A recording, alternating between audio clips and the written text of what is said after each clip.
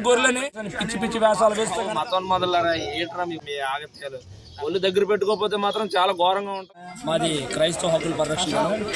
నా పేరు యేసురాజు. నేను క్రైస్తవ హక్కుల పరిరక్షణ దళంలో యూత్ ప్రెసిడెంట్ స్టేట్ వైడ్.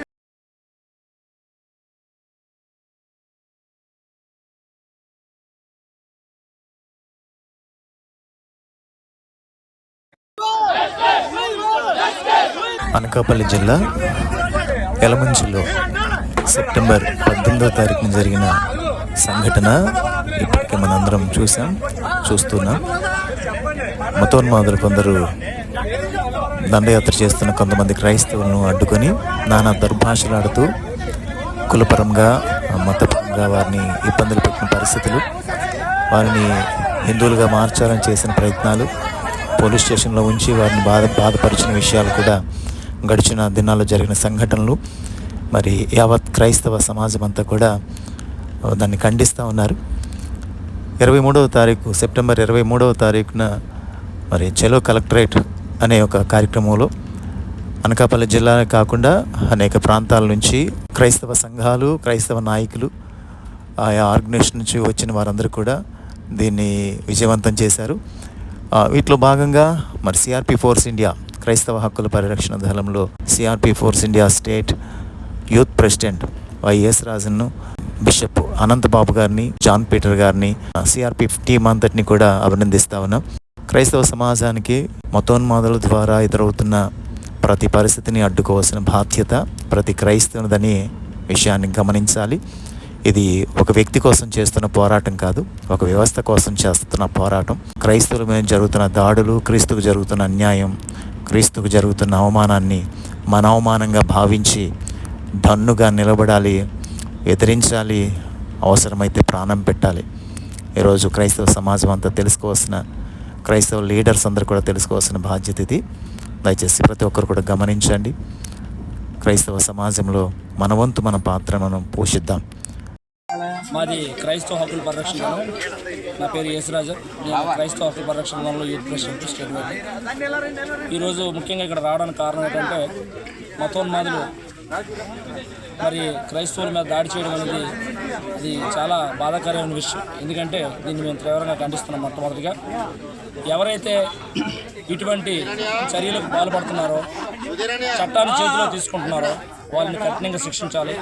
మేమేమి విదేశాల నుంచో లేదా ఎక్కడి నుంచో పారిపోయి అక్కడి నుంచి ఇక్కడి నుంచి మేము రాలేదు.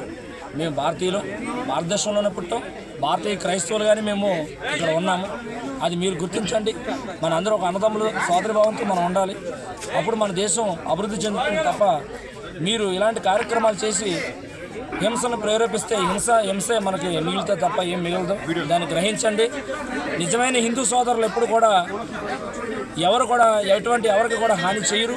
ఎందుకంటే ప్రతి ఒక్క మతంలో కూడా శాంతిని ప్రతి మతం కూడా తెలియజేస్తుంది. అంతేగాని దౌర్జన్యంగా మీరు ఇలా కొట్టండి తిట్టండి ఏ మతం కూడా చెప్పినట్లుగా మేము ఎక్కడ కూడా చూడలేదు.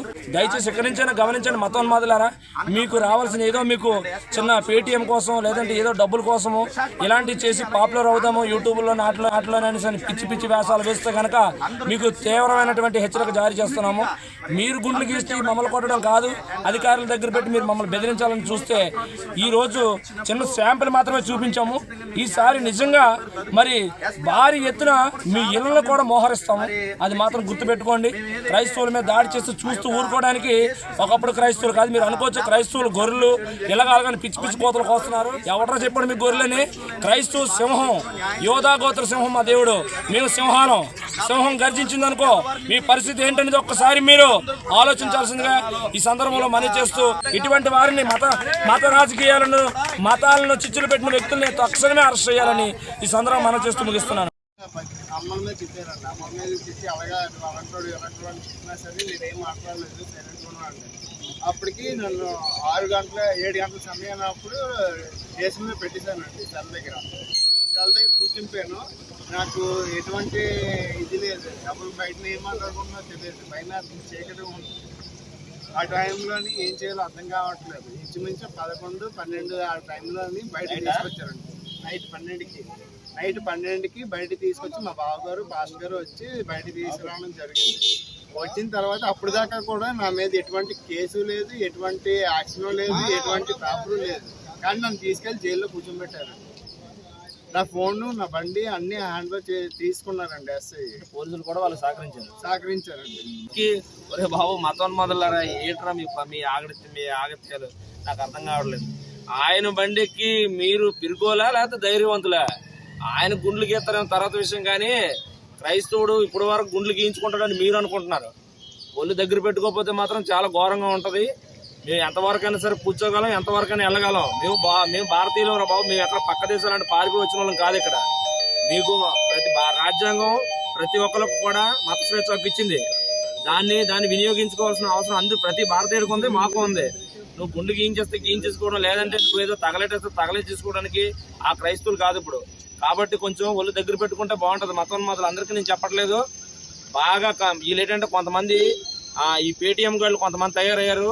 ఆ పేటీఎం గాళ్ళు డబ్బుల కోసం ఏదో ఇలా చేస్తే, ఇలా క్రైస్తవులు ఇబ్బంది పెడితే మాకు ఏదో రూపాయలు వస్తుందని మీరు చేస్తున్నారు. ఆ సంగతి మాకు తెలుసు. ప్రతి చోట్ల కూడా ప్రతి ఒక్కరు కూడా ప్రతి ప్రాంతాల్లో కూడా వాళ్ళ మీద తగిన రీతిగా కంప్లైంట్లు పెట్టాలని సిఆర్పిఎఫ్ క్రైస్తవ హక్కుల పరిరక్షణ దళం తరఫున ప్రతి ఒక్కరు కూడా పిలుపుస్తున్నాను.